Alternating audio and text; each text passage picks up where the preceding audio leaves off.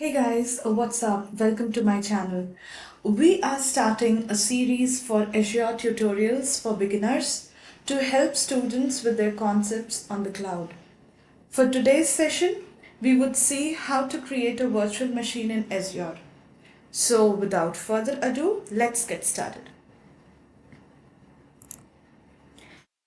As you can see on my screen right now, I am currently on the Azure Portal dashboard. To start with the creation of a virtual machine, we can do two things. First, we can select the option of the virtual machine that you can see here on the dashboard, or you can click on the search option, simply write virtual machines and click enter to start.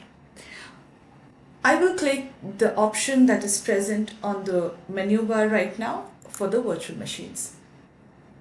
On clicking the icon, it redirects me to a dedicated page which has all the virtual machine details. Currently, there are no virtual machines created in my subscription, so I will go ahead and create the first virtual machine. To create the first virtual machine, click on Create. Now you have three options here. For today's video, we will be looking on how to create a simple virtual machine that can be hosted on Azure. So we will just select the first option. On selecting the first option, the basic page where we have to put in the configuration details of our virtual machine pops up. Confirm your subscription name. Here my subscription name shows as Visual Studio Enterprise subscription, the MPN license. I have a resource group already created dedicated for this virtual machine. If you do not have a resource group created, go ahead and click on create new to create a resource group. We will give a unique name to the virtual machine. The name of the virtual machine should be unique for that particular resource group. So I will name my virtual machine as Windows VM. The region for my virtual machine is Central US. If you want, you can go ahead and change the region for the virtual machine. This basically indicates where you want to host your virtual machine, as in which data center you want to host your virtual machine. For the availability options, we would just go for no infrastructure redundancy required. For this tutorial, we are just going to see what basic configuration is required to get a virtual machine up and running. In the security type, we will go with the trusted launch virtual machines, which is basically to prevent attacks on the Gen 2 virtual machines. And since we are going to deploy a Windows virtual machine, we will go ahead and change the image. To change the image, we'll click on See All Images.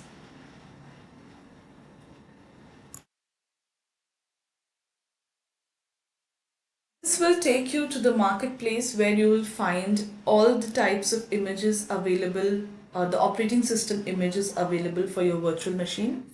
Right now, I want to do a Windows 11 virtual machine, so I'll go ahead and select a Windows 11. And I'll go ahead and select a Windows 11 Enterprise version. So now you can see under the image that I have selected the Windows 11 Enterprise 22H2 version, and this is the Gen 2. We are leaving the VM architecture as it is. Now if you see, the size D2S is not available for Central US, so we will go ahead and change the size of the virtual machine. So here, because this is a test machine, so I'll just go ahead and select a B series virtual machine. You can check the RAM configuration, the data disk configuration, and the cost that your virtual machine will incur on a monthly basis. So I will just go with an 8 GB virtual machine. So I'll select this. So now you can see that I have selected the standard virtual machine, and the cost of the virtual machine is $4,000 per month. I'll go ahead and give a name to my user. This is basically the local account for your virtual machine. And I will give Password.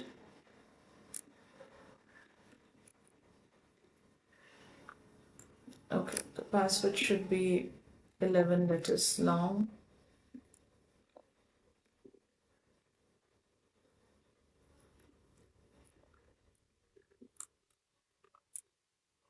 Okay, and now I will select the public inbound ports. You can go ahead and select none if you do not want your virtual machine to be accessible through the internet. But to keep the things simple, I will just go ahead and open up the virtual machine RDP ports so that we can log into the virtual machine through the remote desktop connection when the virtual machine gets created. I'll just confirm the licenses and I'll move to the disk. So we are basically creating the virtual machine based on the default configuration. So I won't be making any specific changes. So here for the OS disk type, it is selected as premium SSD. If you look into the drop down, you find standard SSD and standard HDD. You can select for versions, whichever you want is suitable for you. So we will go with the premium SSD. This option delete with VM is selected by default. If you want to delete your virtual machine disk along with your virtual machine when you delete it, you can select this option. Otherwise, you can deselect it and it will leave the virtual machine disk behind after you delete the virtual machine. Now moving to the networking section.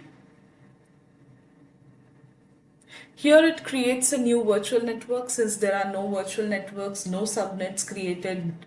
So we will just go with the whatever configuration is here.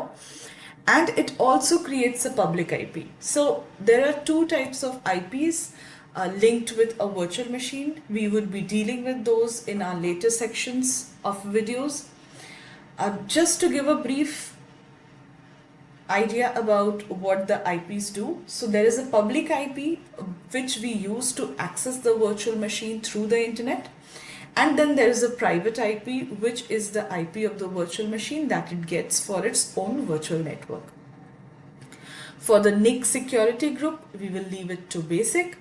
The inbound ports that we have allowed already is the RDP port, which will allow us to access our virtual machine through the internet. And we will select to delete the public IP and the NIC along with the virtual machine. We are not selecting any load balancing options as of now, and then we move to the next section. So here, all of the things that you would require, all of the settings that you would require to manage your virtual machines can be seen. So you try to log into your Azure Active Directory from here. You can enable auto shutdown and all the other stuff. You can also enable updates here. So right now I leave it to automatic updates by the operating system. These are like updates that are deployed automatically by Azure. We will just change the time zone to our time zone.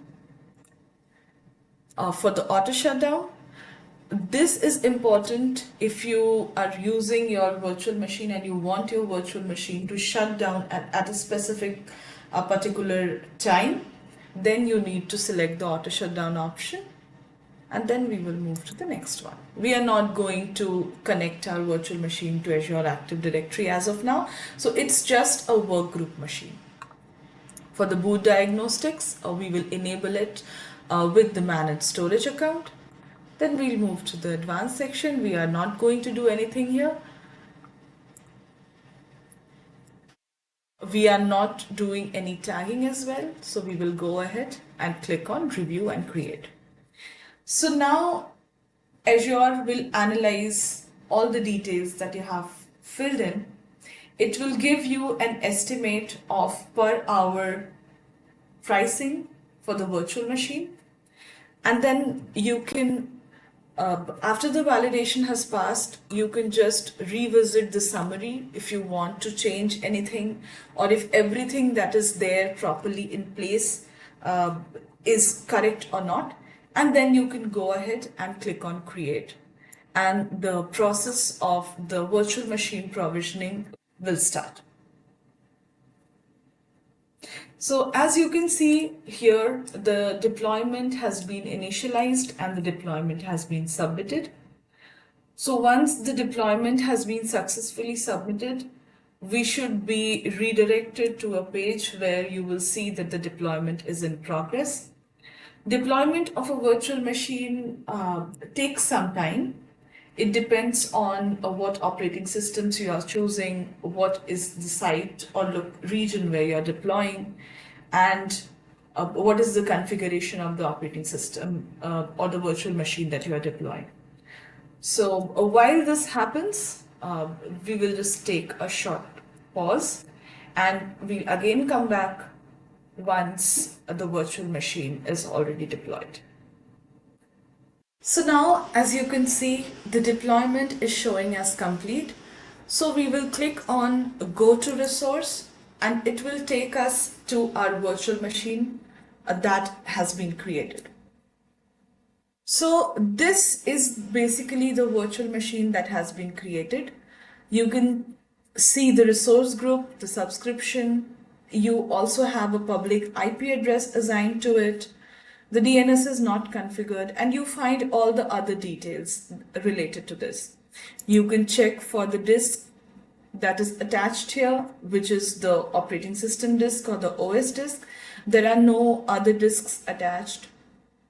You can find the network configuration of the virtual machine under the networking settings, and you will see that since we have just allowed RDP, so this port has been added to the network security group. Now we will try to access the virtual machine. To access the virtual machine, we will open up the remote desktop connection. We will copy the public IP address and then paste it here.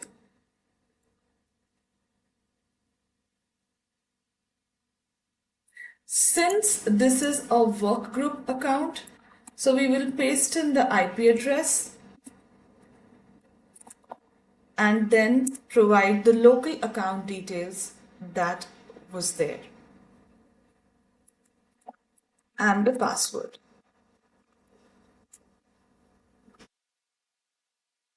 As you can see, we are getting the access of the remote desktop connection. We will click on yes. And this will connect us to the virtual machine that we have.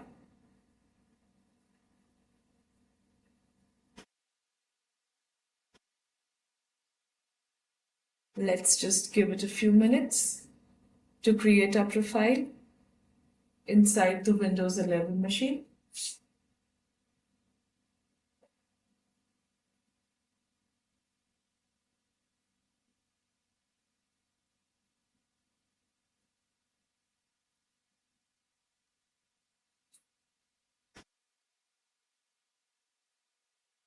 Now, as you can see, this is asking us to select the privacy settings. I'll just go ahead and accept. And this is our virtual machine that has been created. We can try to open command prompt and check the host name of the machine, and it is showing as Windows VM. Another way to access the virtual machine is to click on the connect option. This will give you three options to connect to the virtual machine. The first is the RDP, the second is the SSH, and the third is the Bastion. Since we have configured RDP, we will download the RDP file.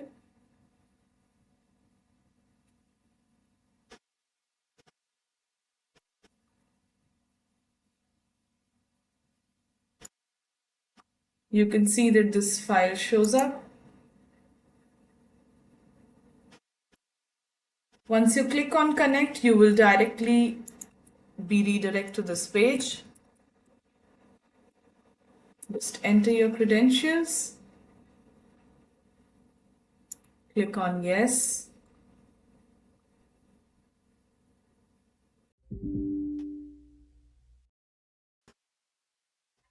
Take us to our machine that has been created. I hope you guys find this video useful. Do like, share, and subscribe, and leave down your comments for any other questions. Thank you.